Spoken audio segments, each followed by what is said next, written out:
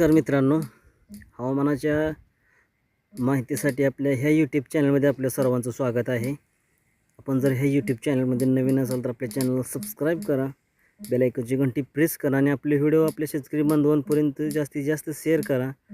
एक शेतकरी बांधवाचं YouTube channel आहे आणि आपल्या सपोर्टची गरज आहे. त्यासाठी आपण बघू शकता की जे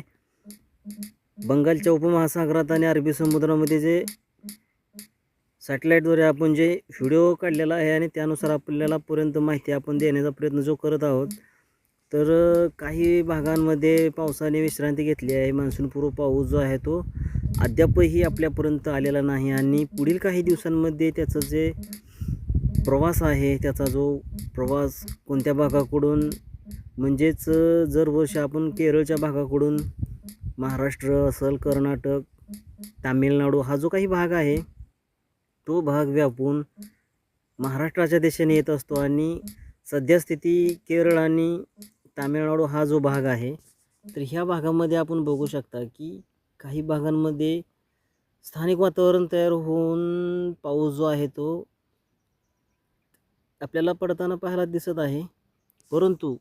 पुढील काही दिवसांमध्ये हवामानाचा जो अंदाज आहे विभागाने जो वर्तविलेला आहे त्यानुसार आपण आपल्यापर्यंत जी माहिती आहे ती वारंवार देण्याचा प्रयत्न करणार आहोत. परंतु सध्या स्थिती महाराष्ट्रामध्ये काही ठिकाणी ढगाळ वातावरण आहे, काही ठिकाणी स्थानिक वातावरण तयार होऊन रिमझिम स्वरूपाचा हलक्या सरी पडू शकतात. तर आपण बघू शकता की सोलापूर, नांदेड,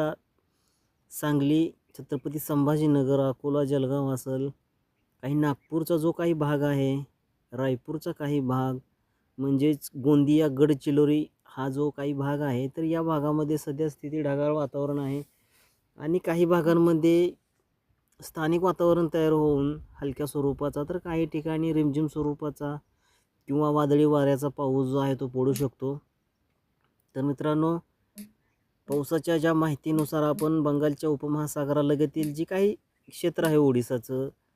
तर ह्या भागामध्ये आपण बघू शकता सध्या विशाखापट्टणमचा जो काही भाग आहे तर त्या ठिकाणी मुसळधार पाऊस विजांच्या कडकडाटासह तिथे आपल्याला पाहायला मिळत आहे पडताना. तर बंगालच्या महासागरातील काही क्षेत्र म्हणू शकतो आपण जो काही सर्कल तयार झालेला आहे ढगांचा तो काहीसा आपल्या महाराष्ट्राच्या दिशेने का होईना येऊ शकतो असं अंदाज वर्तविला आहे. परंतु पुढील काही दिवसांमध्ये ह्याचे जे बदल आहेत ते बदल होऊ शकतात आणि जो काही अरबी समुद्राला लगतील जो काही भाग आहे तर त्या ठिकाणी सुद्धा आपण बघू शकता की केरळच्या भागाकडून महाराष्ट्राकडे जो ढगाचा प्रवास आहे